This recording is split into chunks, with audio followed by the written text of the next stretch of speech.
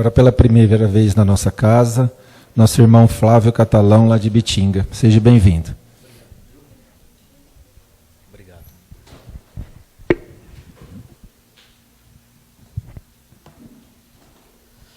Boa noite a todos. Eu agradeço a direção da casa pelo convite, pelo Paulo, por todos. É a primeira vez que eu venho até essa cidade e me sinto muito honrado. Eu costumo sempre dizer que cada vez que nós recebemos um convite para fazer uma reflexão numa casa espírita, é um pouquinho da nossa espiritualidade que é trabalhada em todos os locais em que provavelmente um dia nós deixamos algo de ruim. Então, hoje eu consigo vir até aqui e provavelmente corrigir algo de errado que eu fiz em Duartina em algumas vidas pretéritas. Então, o palestrante, ele é sempre o mais necessitado, o que mais precisa. Então, cada vez que uma casa espírita me dá a oportunidade de fazer a reflexão, é uma oportunidade que eu tenho de corrigir algo que talvez um dia eu tenha feito. Então, muito obrigado a todos pelo convite. A reflexão de hoje, ela se remete aos principais fundamentos do Espiritismo. Tem alguém aqui que está na casa pela primeira vez, que está vindo ao Centro Espírita pela primeira vez? Não? Todo mundo conhece a doutrina? Então tá bom. Então eu posso falar um pouquinho mais solto, sem precisar explicar algumas coisas. Vocês estudam a doutrina espírita e provavelmente sabem que quando a gente fala de espiritismo, é impossível nós não tocarmos em dois assuntos muito importantes e que são os pilares da doutrina espírita. O primeiro deles é a reforma íntima. E o segundo deles é a obsessão. Eles estão intimamente ligados. Em todos os estudos de Kardec, em toda a passagem de Kardec explicando, construindo a doutrina espírita sobre orientação dos espíritos, a reforma íntima é sempre o foco principal, é sempre o objetivo central de Kardec. É quase uma obsessão de Kardec, né? Chegar até a reforma íntima, provar, contextualizar, argumentar que a reforma íntima é o objetivo primordial do espírita. Mas é claro, para chegar na reforma íntima, Kardec esmiuça e explicita, traz à luz o maior mal que nós passamos, que é a obsessão.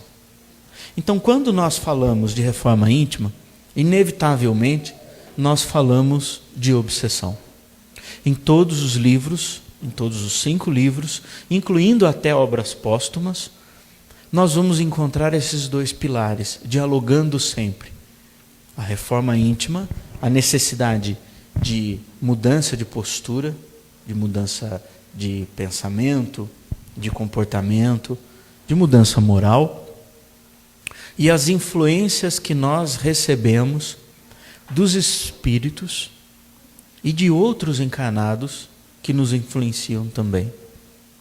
Portanto, esses dois pontos norteiam toda a doutrina espírita. E é importante que nós toquemos nesse ponto, porque é muito comum as pessoas buscarem o centro espírita tentando encontrar aqui o que elas encontram em religiões, em doutrinas e até mesmo em muitas ciências. Muitas pessoas imaginam que o centro espírita é um local onde se faz mágica, onde se usa uma varinha de condão, uma água benta, uma água milagrosa, onde há um sacerdote que num passe de mágica vai nos curar, vai resolver a nossa vida. A busca de quem não conhece a doutrina espírita é uma busca por alívio. A doutrina espírita é sempre buscada por alívio. E eu confesso a vocês que até hoje eu não encontrei ninguém que buscou a doutrina espírita porque estava bem, porque estava muito feliz. Olha, eu estou ganhando muito dinheiro, eu estou muito feliz, minha vida amorosa está plena, e eu não tinha nada para fazer, resolvi virar espírita. Eu nunca conheci ninguém que se tornou espírita assim. Salvo famílias e pessoas como eu, que vieram de berço espírita, 100% das pessoas buscam o espiritismo porque elas precisam aliviar ou entender a dor que sente. Não é uma dor física, mas é uma dor espiritual. E quando essas pessoas buscam um centro espírita, elas se deparam com um grande desafio. Por quê? Porque o centro espírita tem a função de desiludi-las. Elas chegam iludidas, imaginando, como eu disse, que aqui é o lugar de mágica, porque elas imaginam que um hospital é um lugar de mágica. Eu chego doente, eu não sei como o médico descobre a doença que eu tenho, ele me dá um remédio, eu tomo esse remédio, e esse remédio me cura. Mesmo eu não acreditando no remédio, mesmo eu não gostando do médico, mesmo eu torcendo para o remédio não fazer efeito, ele faz efeito, e ele me cura. E a grande maioria das pessoas que buscam o centro espírita imaginam que aqui é o lugar onde esse modo vai ocorrer da mesma forma. Então eu venho até um centro espírita, não acreditando o que acontece aqui, não gostando do que acontece aqui, eu vou encontrar alguém que vai ser às vezes do médico, mesmo eu não entendendo, ele vai encontrar o mal que me aflige, ele vai me dar um remédio, e esse remédio vai, como um passe de mágica, curar completamente todos os meus males. E eu vou poder voltar para a minha vida normal. O problema é que o centro espírita ele não é hospital. O centro espírita é uma casa que discute profundamente reforma íntima e obsessão. E é por isso que nós vamos conversar sobre isso. Para começar a discutir esse assunto, eu gostaria de trazer a vocês um caso, um fato ocorrido à época de Allan Kardec, e que Kardec colocou no livro dos Médiuns, o segundo livro da codificação, e que tem como função orientar pessoas com mediunidade que decidem praticar a mediunidade e se tornar médiuns. No item 252, Kardec traz o caso de uma família que morava numa área rural, nas cercanias de Paris. Eram irmãs que moravam num sítio, que a gente pode chamar de um sítio.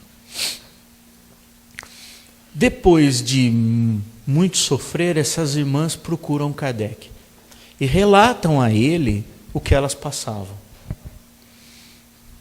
Elas, sem saber, percebiam a cama pegar fogo, os móveis com combustão espontânea, as roupas eram rasgadas dentro do guarda-roupa. Quando as roupas não eram rasgadas, as roupas eram furadas. No começo, essas irmãs imaginavam que isso acontecia por culpa de algum vizinho que queria assustá-las para poder tomar a propriedade. Então elas fizeram vigilância em volta da propriedade e descobriram que ninguém entrava na propriedade. E os fenômenos continuavam a acontecer. Como que por combustão espontânea, os móveis pegavam fogo. E nós estamos falando do século XIX, onde tudo era de madeira. Então pegar fogo dentro de casa, com as pessoas dormindo, era algo muito perigoso. As roupas rasgadas, e elas foram procurar Kardec. Com a mesma sensação de muitas pessoas que procuram um centro espírita. Com uma dose de medo, uma dose de incredulidade e uma dose de vergonha. Porque elas já tinham buscado várias outras alternativas. Eu gostaria aqui de fazer um parênteses, para lembrar a todos vocês que a doutrina espírita, discutindo a obsessão, ela traz luz a um problema que muitas outras doutrinas não conseguem discutir à altura.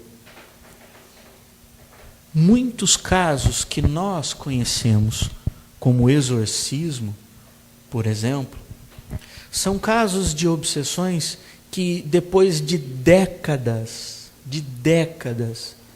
as famílias buscam ajuda. A gente pode imaginar o que é uma pessoa ser obsediada por décadas, para depois buscar ajuda. Há um caso que me vem à mente sempre que eu faço essa reflexão, essa palestra, ocorrido na década de 50 na Alemanha, de uma jovem chamada Amélie, em que depois de mais de 14 anos sendo obsediada, a família decidiu buscar ajuda. E quando foi buscar ajuda, a ajuda foi feita da maneira completamente equivocada. E a Amélie veio a desencarnar vítima da obsessão e da negligência daqueles que tentavam finalizar a obsessão dela. O caso da Amélie virou um filme chamado O Exorcismo de Emily Rose. Eles mudaram o nome para não associar a pessoa. Mas esse caso é emblemático para mim, eu sempre estudo esse caso, porque ele é um símbolo de tantos outros casos de obsessão, como o das irmãs que buscaram Kardec, em que as famílias têm medo, não falam, há uma cultura da ideia demoníaca de que nós recebemos um espírito obsessor como se ele fosse um pernilongo andando pela casa, ou mesmo a ideia de obsessão como uma ideia de maldição, típica de culturas que não colocam a religião e a ciência juntas. E é imbuído desse espírito que as irmãs foram buscar Kardec, com medo. Elas buscaram Kardec porque Kardec era a última opção, e elas estavam com medo. Kardec então chega à conclusão que o caso dessas senhoras era de poltergeist, que é um tipo de obsessão de efeitos físicos provocados por espíritos sobre os encarnados. Relação que André Luiz, na sua obra, nos seus 14 volumes, vai dedicar a respeito disso. E a doutora Marlene Lobre, num estudo fantástico chamado As Máscaras da Obsessão, vai esmiuçar um pouco mais. Kardec, então, decide consultar um espírito benfeitor para saber se havia um ou mais espíritos provocando os efeitos de poltergeist nessa residência. E o motivo disso? É então que o espírito benfeitor traz uma comunicação às irmãs. Diz o espírito benfeitor: o que essas senhoras têm de melhor a fazer é rogar aos espíritos seus protetores que não as abandonem.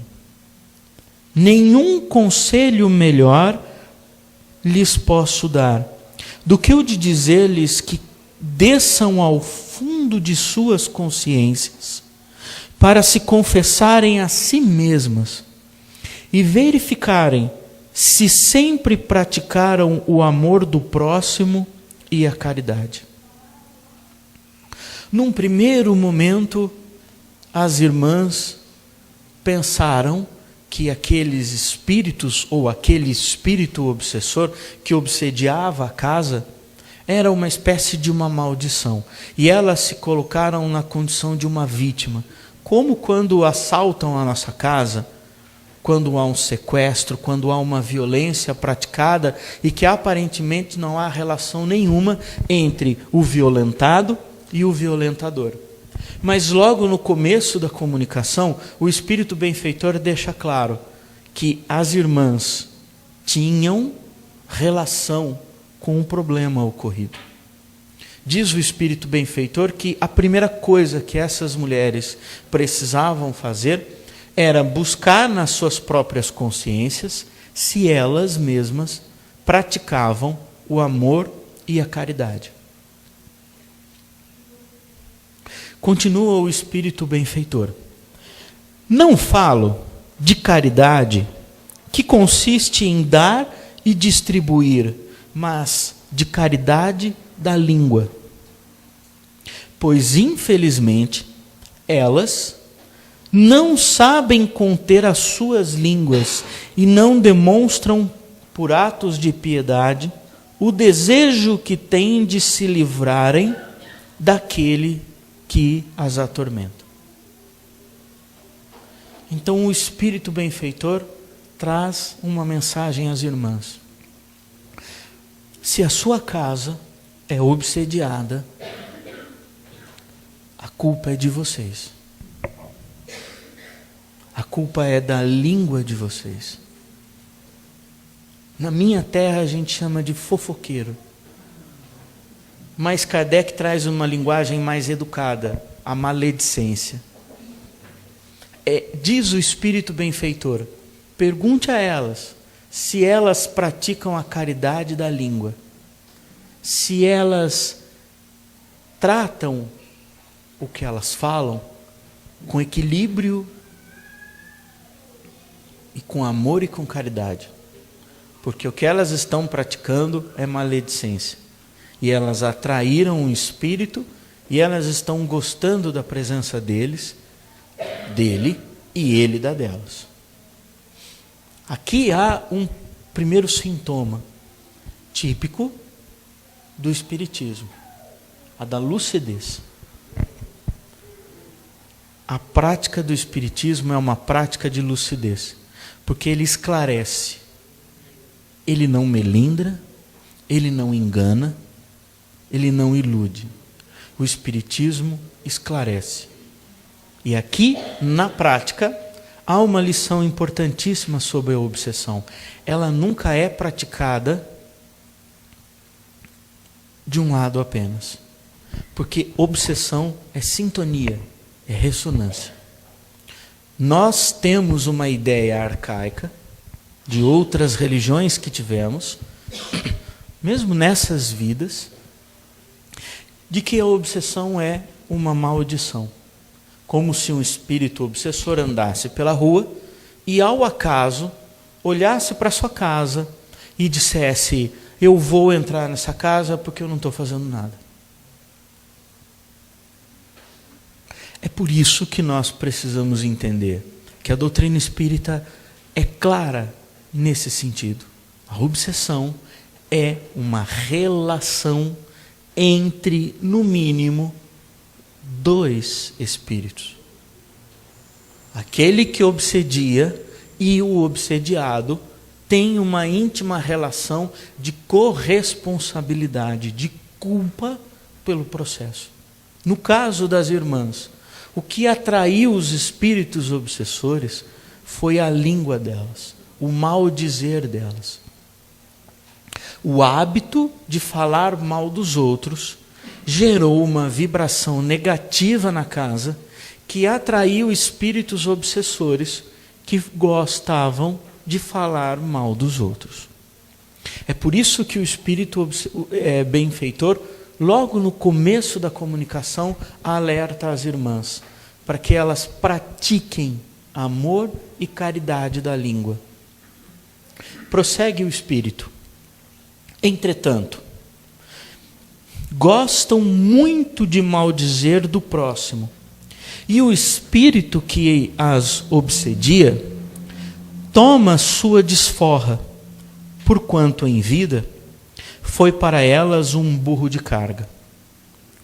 Há aqui, na comunicação do espírito benfeitor, uma outra grande função do espiritismo, que é explicar que as nossas atitudes, que os nossos conhecimentos, que as nossas relações, elas não se resumem a apenas esta vida. Mas nós também somos frutos de relações de vidas anteriores. Que nesse caso, era um espírito que tinha uma relação de violência comportamental com elas. As irmãs usavam, violentavam socialmente esse espírito. E, portanto, eles tinham uma relação. Prossegue o espírito benfeitor. Entretanto, se conseguirem melhorar-se, seus anjos guardiões se aproximarão, e a simples presença deles bastará para afastar o mau espírito, que não se agarrou a uma delas em particular, senão porque o seu anjo guardião teve que se afastar, por efeito de atos repreensíveis ou maus pensamentos. Isso é chocante. Isso é chocante. É chocante porque a doutrina espírita nos esclarece que os anjos protetores, os anjos de guarda, os anjos guardiões, o nome que você quiser dar para ele, não fica o tempo todo com você. A permanência de um anjo de guarda está intimamente relacionado ao grau vibratório seu para com ele. E confesso a vocês que é perfeitamente entendível isso. Difícil é imaginar alguém que consegue ficar num ambiente do qual esse ambiente não faz bem. Portanto, essas irmãs tiveram os seus anjos guardiões, os seus espíritos protetores, afastados delas, porque elas vibravam uma vibração tão ruim que eles não conseguiam ficar perto delas. Inúmeros outros trabalhos espíritas vão elucidar isso. O fato de que, em algumas circunstâncias, os anjos guardiões, eles se afastam por autoproteção e voltam quando a vibração do protegido está melhor. Portanto, nós precisamos entender isso, porque o Espiritismo, ele elucida e nos torna mais maduros. Não existe uma proteção ad infinitum. Não existe um amor e uma aceitação por toda a eternidade. Por onde eu andar, o que eu fizer, eu sempre terei a proteção de Deus. Não. Porque eu tenho o livre-arbítrio. A proteção existe, mas ela pode, em muitos casos, não me acompanhar. Porque eu decidi que eu não quero que ela vá junto comigo. A vibração nossa gera como efeito a presença ou não de proteção. É como se decidíssemos numa viagem abandonar o GPS e disséssemos: eu irei por conta própria, não quero a ajuda de ninguém. Imaginem vocês se já é difícil a vida com proteção. Imagine sem. E a relação de proteção é o grau de vibração que temos. Porque os espíritos protetores, no segundo e no terceiro grau evolutivo que Kardec traz, no segundo livro do Livro dos Espíritos, na escala espírita, eles vibram E eles também são influenciados pelas vibrações. Em muitos casos, são espíritos tão evoluídos que, dependendo do ambiente, eles não conseguem chegar. Portanto, se nós não praticarmos uma vibração positiva em nós e no nosso ambiente, nós não vamos atrair bons espíritos. Nós não vamos manter o nosso espírito protetor ao nosso lado, como aconteceu com essas irmãs. Que é o caso do relato do espírito benfeitor. Lições muito importantes. A primeira delas: a obsessão não é uma prática de mão única. A segunda lição muito importante desse caso: dependendo da vibração que nós tivermos, os nossos espíritos protetores se afastam de nós. O Espiritismo nos traz um sinal de alerta, a de que nós precisamos, para equilibrar a nossa vida, a presença desses espíritos protetores, mas eles só estão presentes se tivermos uma vibração à altura da sua presença. É por isso que em muitos casos, há necessidade da ajuda externa. Porque, é claro, pensemos, a maior parte das pessoas que chegam pela primeira vez a um centro espírita não chegam aqui numa vibração boa. E muitas delas, por conta própria, não têm a condição de se reequilibrar. É perfeitamente entendível. Talvez nós já passamos por isso. Ao mesmo tempo que podemos pensar em um infartado chegando num pronto-socorro, numa unidade de pronto atendimento. É evidente que um infartado chegando numa ambulância não vai passar pela triagem para ter que dizer endereço, se tem plano de saúde ou vai usar o SUS, se ele pode esperar um pouquinho na sala de atendimento. Ele é rapidamente levado para a sala da UTI. Aquele irmão que chega numa casa espírita obsediado, ele não vai passar pela triagem da educação mediúnica, mas ele vai ser reequilibrado, como um infartado. Primeiro ele vai ser salvo. Depois que ele é salvo, ele é levado para o quarto. E quando ele está no quarto lúcido, ele é esclarecido. Essa é a mesma posição da doutrina espírita para com nós, irmãos obsediados. É por isso que a ajuda mútua é muito importante. É por isso que nós precisamos ajudar aquele que é obsediado e principalmente ajudar aquele que obsedia. Porque todos nós somos potes vazios. Quando eu encontro um irmão obsediado, ele é um pote cheio de mal. E se eu tentar, para tirar o mal, colocar mal, ele vai ficar mais cheio de mal. Mais cheio de violência, mais cheio de vingança, mais cheio de rancor, mais cheio de ódio. Se um irmão chega à casa espírita como um pote cheio de ódio, odiá-lo, torcer para que a vingança seja aplicada nele, só vai fazer com que esse pote se encha de mais mal. Para drenar esse mal de dentro desse pote, eu preciso trocar a substância. Se ele está cheio de mal, eu preciso pôr bem lá dentro, para o mal poder sair. Entre tantas formas da vida, da força divina atuar para trocar essas forças, uma delas me chama a atenção. É muito comum imaginarmos que um homicida,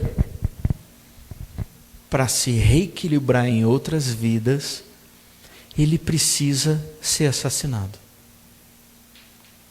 Quem não estuda a doutrina espírita a fundo imagina, e usa até como uma desculpa, uma muleta, para não pensar mais no assunto, de que todas as pessoas que foram brutalmente assassinadas, em outras vidas assassinaram brutalmente, como se fosse um toma lá da cá. Mas veja, Se eu preciso tirar o mal de uma pessoa, assassiná-la não vai resolver, porque de morrer ela entende, de matar ela entende, tanto que ela matou. A força divina faz com que o homicida dê a vida ao assassinado. Ele precisa aprender a vida, a morte ele já aprendeu. Então é muito comum casos de pais, de filhos, que em outras vidas, ambos tiveram uma relação homicida. Aquele que matou vai agora dar a luz, vai dar a vida que ele tirou. Isso é o equilíbrio divino. Isso é a força de Deus tirando do pote o mal e colocando o bem, trocando a força.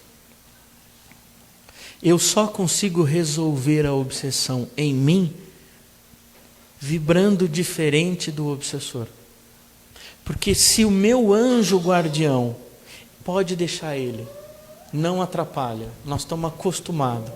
Ele precisa ficar aqui também, viu? Não se preocupe, tá bom?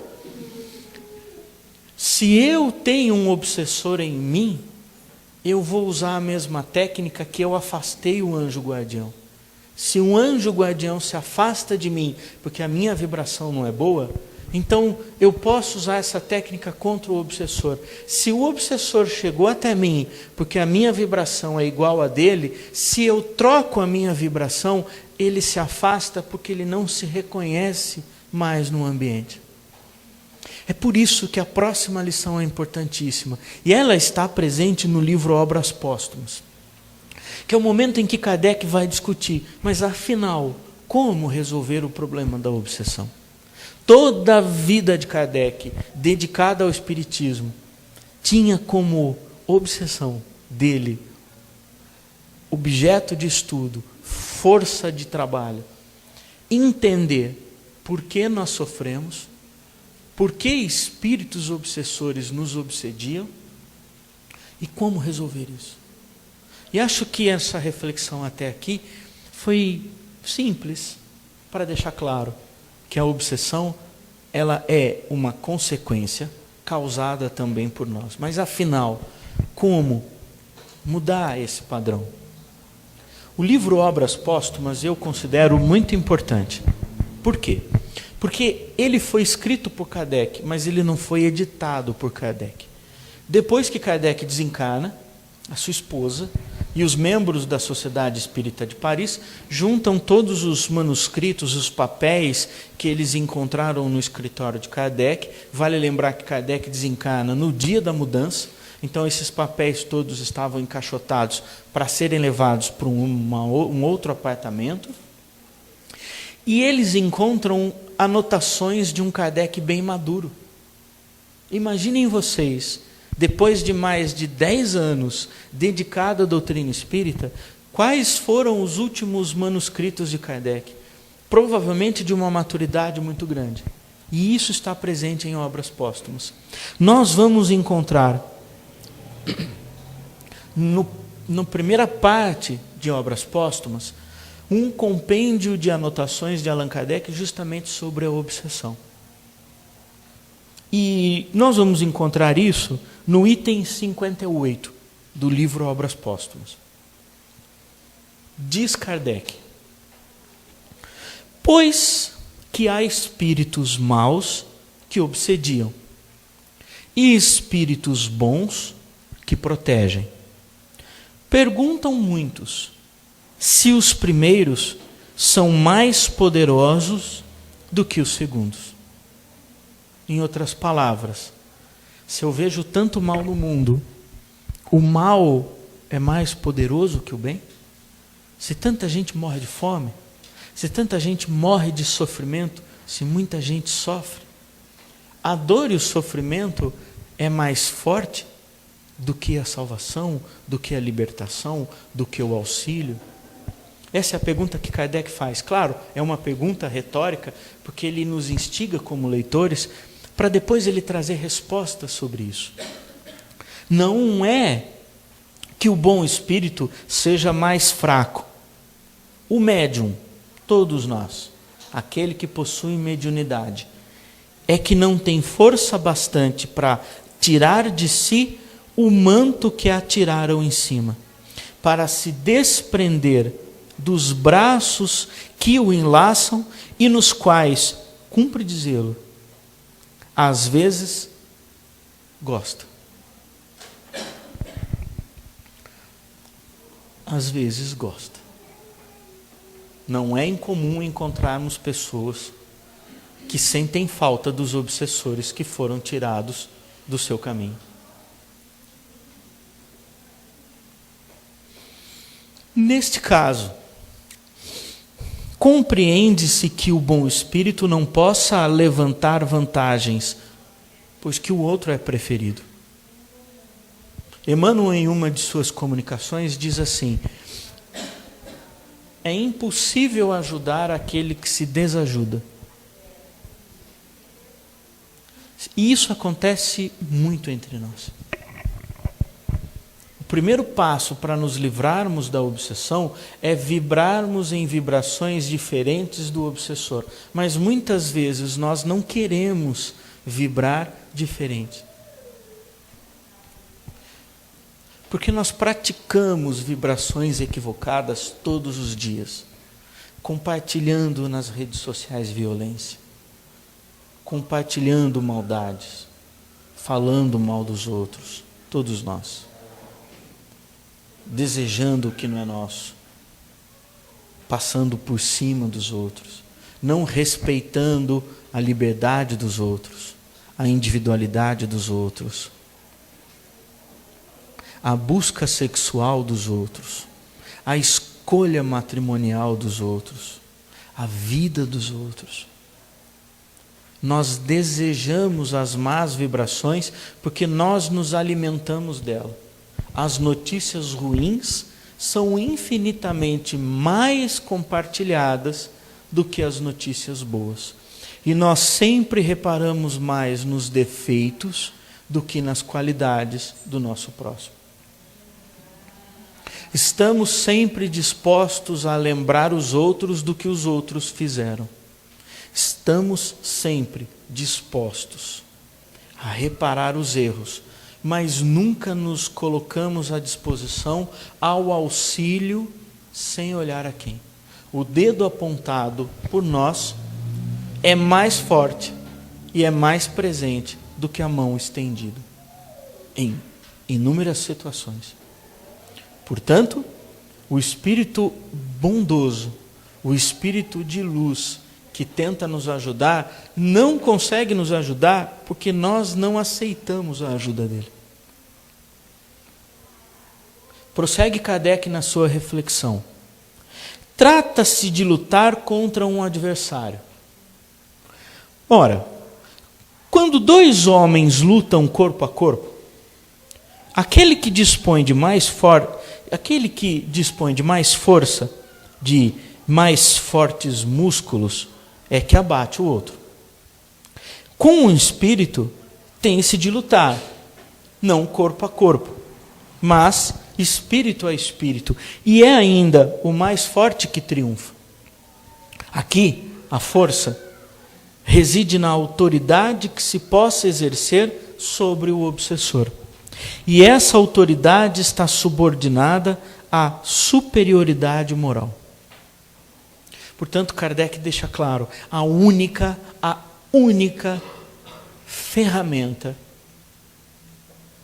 que afasta os maus espíritos de nós é um comportamento. Não é uma água, não é uma música, não é um ambiente, não é uma roupa, é a mudança de comportamento, a única, eficaz, chamada reforma íntima. A ideia de reforma é reformar, é formar de novo, não é formar mais, é reformar. O prefixo re é fazer de novo, derrubar e construir de novo. O que? A nossa moral. Tínhamos uma moral, precisamos fazer com que essa moral se transforme em outra. A moral que tínhamos de sempre compartilhar notícias ruins precisa mudar por sempre compartilhar notícias boas. a moral, o comportamento que tínhamos, de sempre apontar o dedo para dizer que aquele irmão ou aquela irmã pratica algo que está errado perante o nosso conhecimento, precisa ser refeita por um estender a mão e dizer: eu estou aqui para te ajudar, eu não quero saber quem você é, se você errou ou se você acertou, eu quero te ajudar, eu não quero apontar o dedo, eu quero estender a mão. Reforma íntima é a única ferramenta que afasta os maus espíritos. É evidente, é óbvio, quando chega alguém na casa espírita e ela está sem condições próprias de entender o comportamento dela, ela vai precisar da água fluidificada, ela vai precisar do passe magnético, ela vai precisar do atendimento fraterno, ela vai precisar do passe especializado, ela vai precisar da casa espírita. Mas uma vez que ela se recompõe e que ela tem a consciência recomposta, ela precisa estar diante da sua realidade e começar de dentro para fora a reforma íntima. Veja, depois da palavra reforma, Kardec traz a palavra íntima, não é reforma alheia. Não é reforma alheia, é reforma íntima, é de dentro para fora. E eu confesso a vocês que é nesse momento que muita gente sai correndo do centro espírita. Não é porque vê assombração, porque vê cadeira voando, é porque se vê. E tem diante de si um grande desafio. Eu preciso mudar. É constrangedor. Porque a verdade, ela é íntima. Ela nos assusta, porque ela vem de dentro, de para fora. Nós percebemos o equívoco que nós praticamos. E aqui a terceira grande lição que o Espiritismo nos traz nessa noite. A primeira foi a de que a obsessão, ela é uma relação entre quem recebe a obsessão e quem pratica. A segunda grande lição, a de que as nossas vibrações afastam ou atraem espíritos bons para nos ajudar. E a terceira grande lição, eu só consigo melhorar de dentro para fora. A reforma íntima, a mudança de postura, a mudança de pensamento. Não existe mágica, existe lucidez espiritual, maturidade espiritual. A doutrina espírita é a terceira revelação, porque ela é a revelação mais madura, mais lúcida. Não tem mágica, não tem pote encantado, não tem sítio encantado, não tem montanha. A reforma íntima é feita no seu íntimo, onde você estiver. É isso que Kardec nos traz. Lições importantes. Para terminar essa nossa reflexão, eu gostaria de trazer a vocês uma reflexão muito interessante. Ela está presente no livro Roteiro, dessa vez por Emmanuel. No capítulo 5 do livro Roteiro, Emmanuel traz ao seu modo algo fundamental, diz o benfeitor. Os acontecimentos obedecem às nossas intenções e provocações, manifestadas ou ocultas. Tudo que acontece na nossa vida foi provocado também por nós. Isso é explícito ou implícito em nós. Encontraremos o que merecemos, porque merecemos o que buscamos. Eu vou repetir para vocês. Encontraremos o que merecemos, porque merecemos o que buscamos. Nós somos fruto das nossas buscas e dos nossos desejos. Diz Emmanuel, o pensamento é vida. O que eu desejo, o que eu penso, o que eu busco, eu tenho. Então só se desilude quem se ilude. Termina Emmanuel a reflexão. A existência, pois, para nós, em qualquer parte, será invariavelmente o que pensamos. Nós temos uma oportunidade singular. Nós temos uma oportunidade única. Porque se todos estão aqui e não estão lá fora, é porque foram chamados. Há um chamado que vocês aceitaram, que nós todos aceitamos. O chamado é: mudem, mudemos, com maturidade, sem culpar o outro, sem sentar na cadeira da vitimização. E a partir de agora, quando algo de ruim acontecer em nossa vida, que nós não falemos, por que isso acontece comigo? Mas falemos, o que isso que acontece comigo está querendo me dizer. Eu quero desejar a todos muita luz, muita paz, muita força na trajetória de todos vocês. Fiquem todos com Jesus.